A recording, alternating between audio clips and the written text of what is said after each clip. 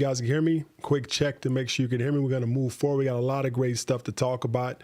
We shortened the sections. We tried out a new format last week. It was 10 minutes a section. We're going to reduce that to 8 minutes. It's going to be a timed 8 minutes per section, 4 things we're going to talk about.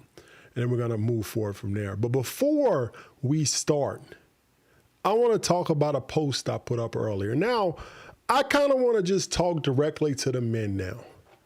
I know there's a lot of men joining. I want to talk directly to the men. Now, women, it's nothing offensive or nothing. I don't want to disrespect anybody, but I want to talk to the men. And the reason why is because I've noticed things, right? Now, I'm not, like I said, who am I to say this stuff? But I feel like I got to say something, man. And I got a little bit of a following, so I'm going to go ahead and say it. Now, I don't really jump into social stuff a lot. I stick to crypto, stocks, invest in business. And sometimes I talk about a little other stuff, but I never say anything like this. So I'm going to go ahead and say it, right? Is that I'm completely sick of the way men act now. And I'm not, it's something wrong about this. And I'm calling on at least the men that listen to me to stand up and be men. It's time to be men now. People men especially, in their 20s and 30s, even in their 40s, live in perpetual adolescence now. One of my favorite quotes in the Bible is when I was a man, when I was a child, I played with childish things. I did childish things. I lived as a child. When I was a man, I put those childish things away. And where did we lose that as a society? What happened to it? You know, my grandfather wouldn't wear shorts. Back in the day, men wouldn't even wear shorts. Now, I'm not saying there's nothing wrong with shorts. I'm saying there has to be something that you put away when you become a man. You cannot continue your teenage years into your 40s. There's things that you have to give up, and there's things that you have to pick up. And one of those things is responsibility. It's time for, if you're listening today, it's time for you to step up and be a man.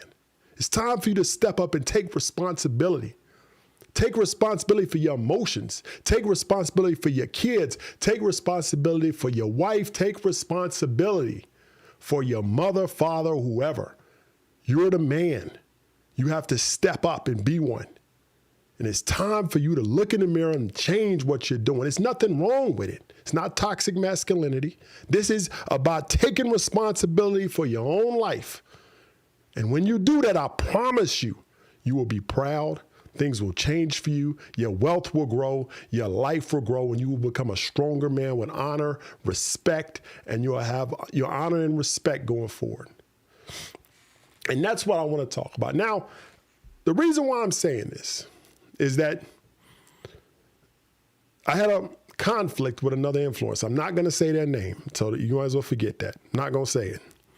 So I said something negative about him. Now, I shouldn't have said it probably. I actually wanted to apologize because I probably shouldn't have said that. I said it in a closed room, so I probably shouldn't have said it. So this dude calls me up, right? And he's emotional. This the one of them. I've never heard a man in his 40s so emotional over what somebody is. Now, I get mad when people say stuff about me. I'm not going to say that. Now, I do. But he was completely beat down and tore up over what I said. Cursing and screaming and all going nuts and a complete lack of control. Utterly lack of control over his emotions. I've never seen a 40-year-old man do that before. And it made me think. I look around and I see men are in perpetual adolescence. And it's time for us to step up. Don't say I'm an alpha man. Become an alpha man. Don't say I'm a man. Become a man. If you got to say those two terms, it's something wrong. I'm a man. You never should have to say that. Your actions should show that to the world. Become masculine. Become masters. Become who you're supposed to be. And like I said, the one word of all of this is responsibility. It's time for you to put away childish things. It's time for you to become a man. Now, let's move on. I want to talk a little bit about XRP in the future. I want to talk a little bit about, is my audio going in and out? I don't know what's going on here. But I want to talk a little bit about some other stuff, XRP in the future. I want to talk about the September effect, AI, robots, automation. And then I want to talk, is the audio better now? Because I think I know what it was. It was that button. It should be better now. So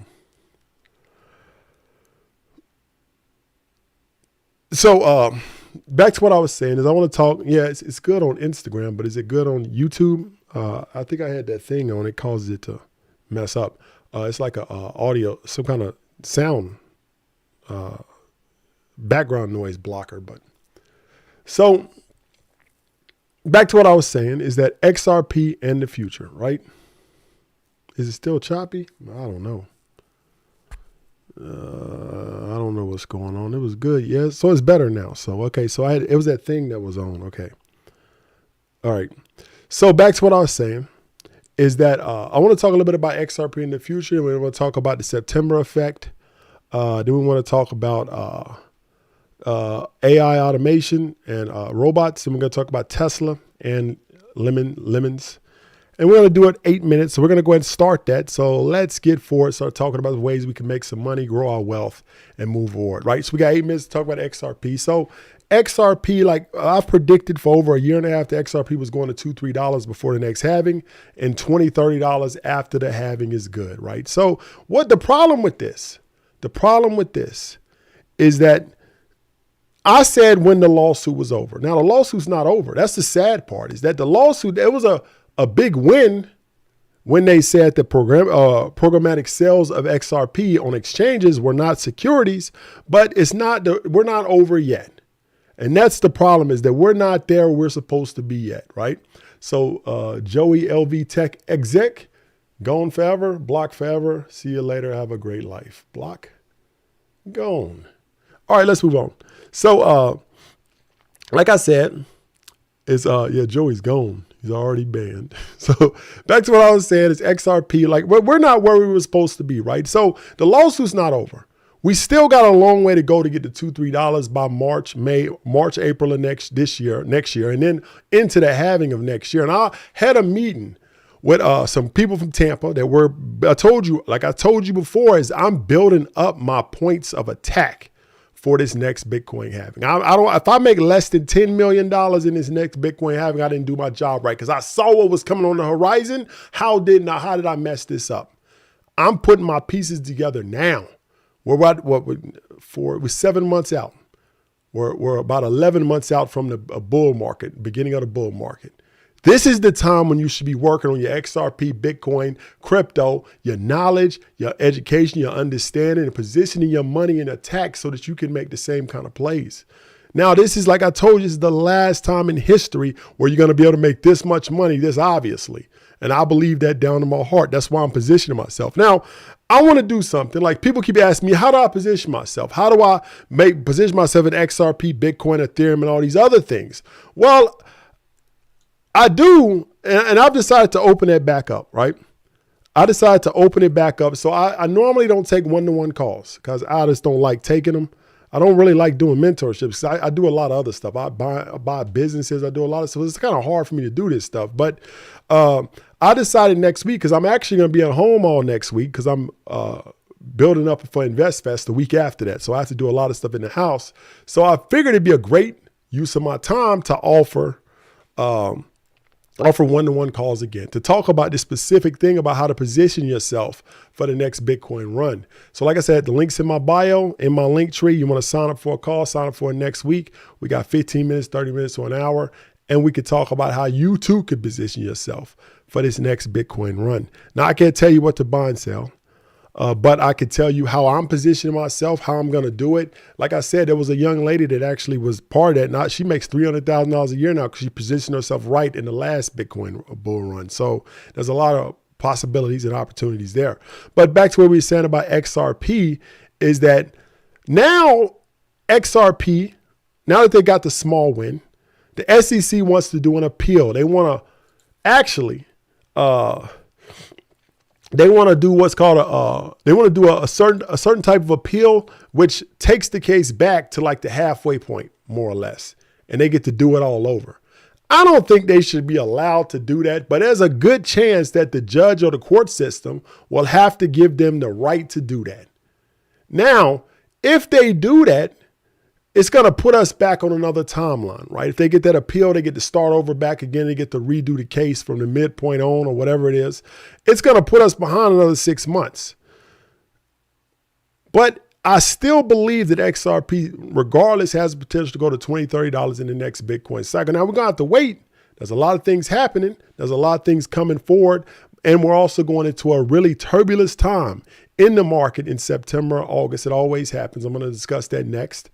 So like I said, is that we got a great, the next 18 months in this Bitcoin bull run is going to drive XRP to $20, $30, but it's also going to bring Ethereum up to 8,000, 9,000, maybe even more. It's going to bring Bitcoin up to past 100, 200, 300,000. And there's also opportunities not only in investing in crypto. Whatever you do right now, you could be a graphic designer, web designer, whatever. If you change over to crypto, you'll make 3 times as much money in the next Bitcoin run. And that's what we're going to, I'm going to start focusing a little bit on that too, because there's opportunities in the Bitcoin run. I know a dude one time, he made Bitcoin clothes. And remember, Bitcoin, the logo, the colors, and all the graphics are what's called Creative Commons. Creative Commons means that anybody can do it. You don't have to have a license. There's no copyright. Anybody can use the Bitcoin, Ethereum, and all those logos however they please. And I know people that have made ridiculous amounts of money by accessing those almost basically more or less free graphics, free branding, free colors, free designs, and doing a lot of great things with those. I know a guy that made shoes. I know a guy that made shirts. So there's opportunities in the Bitcoin bull run that exists outside of investing. And I've done those over the last 2 cycles as well. So like I said, I want to start talking a little bit more about that because I know there's a lot of ways you can attack this next thing. So everybody, like somebody just said, everybody is partnering up with Ripple. That's true, is that every day we hear about a partnership of a major corporation or a major individual or a major organization that's partnering with Ripple. And the reason why is because,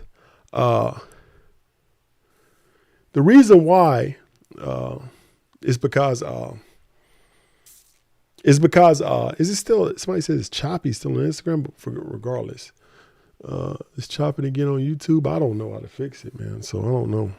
Maybe it's maybe it's like the internet. I don't know. So back to what I was saying is that it could be the network, regardless. So like I said, is that there's a lot of opportunity in this next run. Find it sound on network on IG.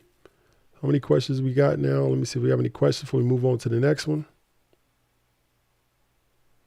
How you sign up for the one-to-one? Well, you do it. It's a link in my bio. I appreciate you, Wes Sherman. Thank you for the. I'm gonna pin that message.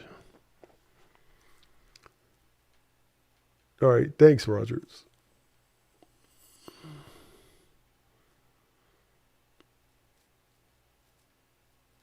All right, let's go over to the next thing. Like I said, the CNC is still open. Click the link in the bio, sign up for the CNC. We're still making money, even in a down market, even in an up market, even in a choppy market. And we're going to talk about what's coming next, which is the September effect, which usually causes stocks to be down in the month of September. We'll discuss what happens, how you can prepare for it, what to do, and how you could profit from it once it's over, and what stocks, what options, whatever is going to what stocks going to be affected by the September effect.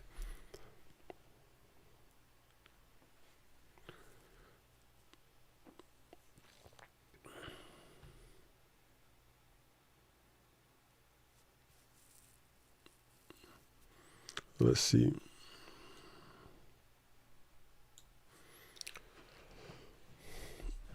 So September effect, like we said. So if you look at the charts for the last 100 years in the stock market, and the thing about crypto is that up until 2020, the crypto market was not correlated with the stock market. And I can't explain what happened during the pandemic. I don't know. Because in the world of crypto, we always believed that if a mass calamity happened, that crypto would explode. And because it was always a kind of an inverse correlation with the stock market. So when the pandemic happened, it actually some kind of way coupled to the stock market. And then from then on, it was like 1-in-1 with the stock market, almost a 1-to-1 ratio. So stock market fell, crypto fell. So it was very weird. I still can't explain it. I don't know if anybody's ever explained what happened. I don't know. But the September effect happens in stock markets. And what that means is that if you look at the last 100 years of the S&P 500, almost, I think it's like an 85, 90% chance that the market will fall in September.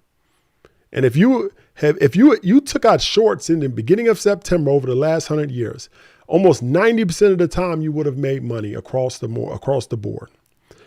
And it's almost guaranteed. So it's important to understand trends that happen in the marketplace. There's a lot of different types of trends, but this is a calendar-based trend. There's also a trend that happens in the day. We talk about that in my book. We talk about these trends. We talk about the way things work. But there's even a trend that happens by the hour of the day in the stock market. There's a trend that happens by the months of the year. There's a trend that happens by the days of the week. All of those are trends that you should understand. But this particular one is that in the month of September, stocks, you almost got an 80, 90% chance that stocks will fall and crypto will fall. And it's almost been consistent for the last 100 years. Now, people say, why is that happening? Why? Why would the market drop in September?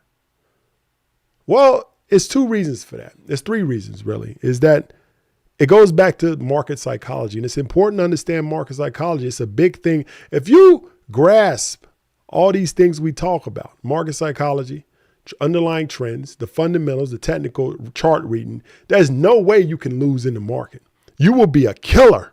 You will understand all of it.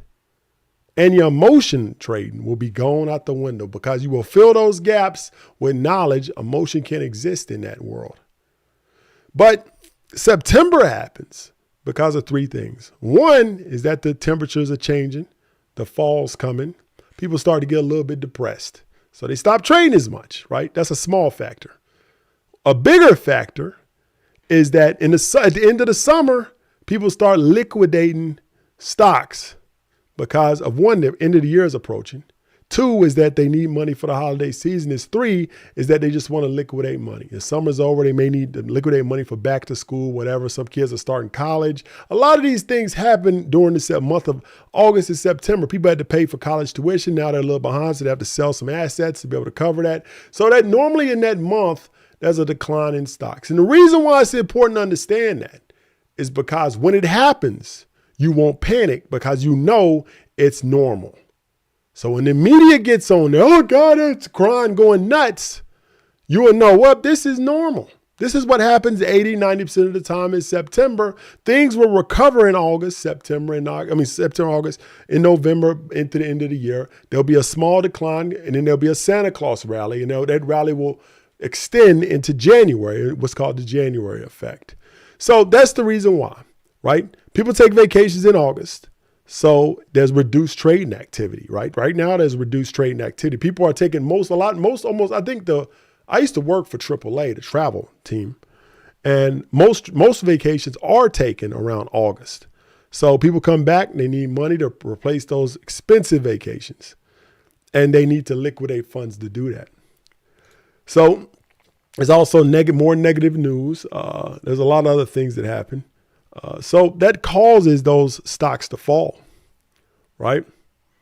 So how can you benefit from that? Well, there's a bunch of ways you can do it. Now, for the braver investors out there, you can take out shorts, right? Tech stocks, normally during the September effect, stocks that have rose the most over the summer are the ones that affected the worst in the September effect. Stocks like Tesla, stocks like Nvidia, other tech stocks that had explosive growth over the summer are going to be affected deeper than, let's say, a normal stock like Coca-Cola, right? So you need to expect that. Nvidia may take heavy losses this month. Tesla may take heavy losses. All these other stocks may take heavy losses that grew during the summer. But the potential there is that when something takes a deeper loss and it recovers back to the mean, that's how you make your money.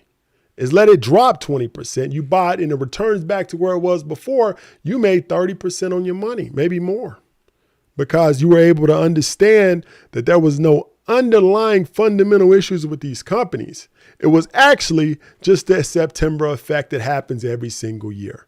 Let the masses panic. Let the average dude, like I'm going to say it, the NPCs, the non-playable characters, let them panic. Let them go nuts. Oh, God, my money. Let them go crazy. You use your rationality, your emotionless trading. You execute like a machine, and that's how you make your money. Stay calm. Wait for the September effect to happen.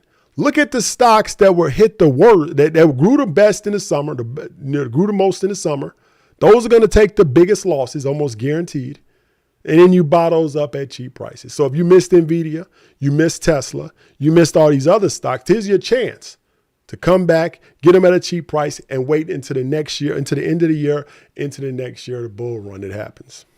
So back to what I was saying is that CNC is still open. We got it at $78. The 3-month deal is over, but we are raising the price to the CNC to $89 into this week.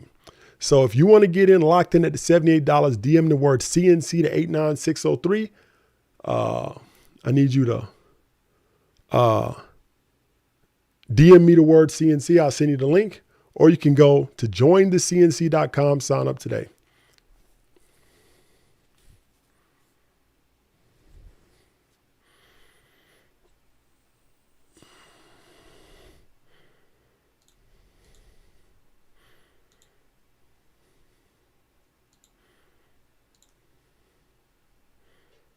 Let the average.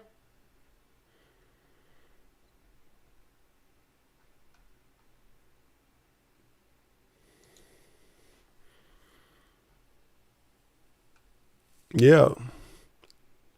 How's the audio?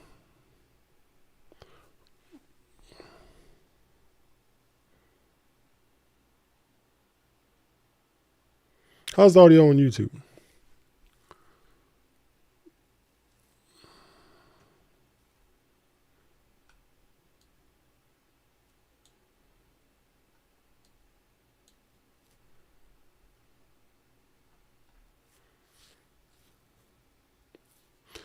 Let's move on. Audio, we talk about AI, robots, and automation, right? So if you've heard the news, Alibaba is expanding their operations to AI. And they just said they're going to put a lot of their free capital into building out a lot of their systems and processes with AI. The AI movement's not over. And the thing about technical deep trends like the AI movement, which changes society. Like the last one that changed society this much is probably the .com boom. Blockchain was one also, but I think AI is going to be deeper short term than blockchain. I think blockchain is going to be a longer trend. But the last one that I could kind of relate to the AI trend was the .com boom, which changed society significantly. Now, I remember when I was a kid, it was 92. I was about 12, 13 years old. And I remember back in those days, let me see something.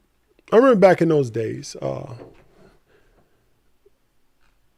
that I remember people talking about how innovative the internet was, how it was the information superhighway, was going to change the world, all these things that people are going to do. And then 93, 94, people start getting it, 95, 96. 96 was the beginning. 97 was the beginning of the .com boom, right? Any company that even put .com at the end of their name blew up. All these companies were blowing up. They were making a lot of money. They're making a lot of money. But what happened is that there was a crash. In around 2001, 2002, everything crashed down. People got out of the .com boom and they forgot about it, right? Now, around 2000, we were still in Web 1.0. The web was still kind of it was kind of boring. You couldn't do much. You could look up information, but it wasn't really any social networks, anything where you can connect with people like we do today, like we're doing right now through YouTube. There was none of that, right? When everybody forgot about it, Google in 2001, the price was still low. A lot of the big tech companies, the prices were still low in that time, very low compared to today. So once those prices dropped significantly, let me see something.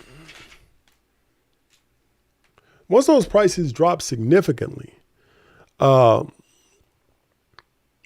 the hype and the tension went away, that's when the real work in the .com movement actually happened. That's when the social media sites came out, the Web 2.0. That's when Facebook, MySpace, all these great things that we use today. Most of the companies, YouTube was around 2004, 2005. That's when the real innovation took place. That's when the real money was made. When the attention of the masses was gone. That's when the rich, the elite, and the banks invested heavily into these technologies. And that's when they made their money, not in the hype cycle. Once it crashed, they got an accumulation. That's when they made their money. Same thing's going to happen with AI. It's going to be, we're in a hype cycle now. It's going to come down. It's going to be a year, maybe a year or two period where it's going to be silent. Nobody's going to be talking about AI anymore. Only so much you could say about ChatGPT is not going to change. So all that's going to be over. But that's when the real money is made, right? There's companies out there that already are on the front line of the AI movement. One's Tesla, one's another company we talked about a couple of years ago called Lemonade, right? Lemonade is a company. Tesla, like I said, Kathy Woods predicts that Tesla is going to be around $1,000 before 2027. I have to agree with that. I think Tesla has a lot of power in their data. Like the cars and stuff don't matter, right? Like the cars are a good source of income for them. They can make a lot of money. But the problem, not the problem with hardware or even making hard, let's call them hardware. Let's call it cars, right? Is that the cost of production go up with every car you produce. With tech, with data, with AI, the cost of production does not go up in relation to every unit you produce. It actually comes down. So you can make a lot more money by profiting off the data or the technology, and you can off of hardware or physical products. So I think Tesla's future is in data, AI, and the charging stations and the charging station technology licensing, which are all 4 points that don't require them to do any extra work. They just can license the technology to whoever they want. They're going to go off and do their own work. So they make money on the licensing fees. And I think that is where the future is at with Tesla. That's what's going to take Tesla from where it's at, $250 to around $1,000 before 2027. I can see a path to 300-400 before the end of the year. Maybe at the end of 2005, we'll be at 600-700, and about 26, 27, we'll be into the 800-900 to 1,000, right? But it's going to take about 2.5 years. Another company I really like is called Lemonade. Lemonade is they've been working for a while. They're a disruptor. So they have been trying to disrupt the insurance industry. Because, if you don't know, I've worked at an insurance company as a software engineer also. I've learned a lot about these businesses by being a software engineer and having to sit with a business analyst and have to understand the business process to be able to write the programs for it, right? So I work for an insurance company, so a lot of insurance is still done by human underwriters. Which is human underwriters give you what the code you're supposed to write in there. And then you're supposed to do all that work and you put it in. And, human underwriters still do it. And they adjust those algorithms, as time, over time. So it's still ran by human underwriters, right? So Lemonade is trying to remove human underwriters completely and adjust those different, scales on insurance based on AI data instead of humans. So they've been trying to do this for years and they are making significant headway. So that's another company I'm really, really serious. I'm going to get serious about investing in is Lemonade. And the reason why is because it's down 50% this year. It's down 50% this year. And also, you see, so it's down 50% this year. And also, I think it's right now it's like $15. I think you can get to 30 within a year, maybe even 12, 13, 14 months. So that's what I'm saying. I'm going to focus a lot more heavily on Lemonade and Tesla. And I also want to talk a little bit about AI and Nvidia. I think I kind of swapped these out, but that's okay. I appreciate you, pretty Virgo.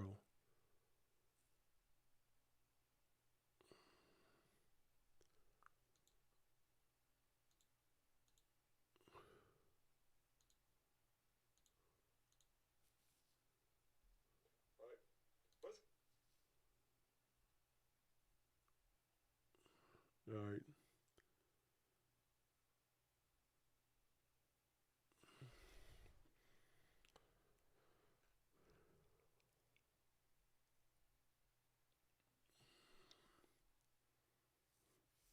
No, the comments didn't distract me. I'm just moving on to this next subject. So I want to talk a little bit about, we talked about Tesla, we talked about Lemonade, but I want to talk a little bit about, where Nvidia is going to go over the next few years too, because Nvidia more than likely is going to take a big hit in this September effect. I'm just being honest with you, right? I don't know how much, but all these stocks that we're talking about, Tesla, Nvidia, to be honest, I'm going to tell you this right now too, is that I wouldn't be buying any of this stuff in September, or even now. Like, I'm just telling you what I'm going to do in the future. I'm not going to buy really anything until all of this stuff's over, right? We're already in the middle of August, so stocks are already going to start declining at the end of August, all the way through September, October. They'll start, maybe even into November, they'll start leveling off. And remember, there's stocks fall a little bit in December as people sell for tax benefits. And then it picks up at the end of the year it's called the Santa Claus rally. So you have to be able to position yourself at the right time, and it's very important over these next 4 or 5 months. Like I said, as I probably won't trade any stocks at all in September. The only thing that can give us hope with Nvidia,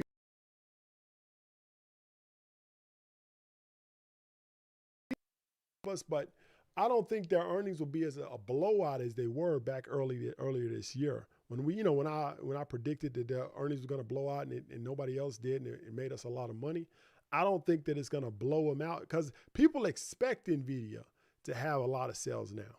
So now they just have to meet it. So even if they meet it, the bottom room is selling the news, it's going to drop after that.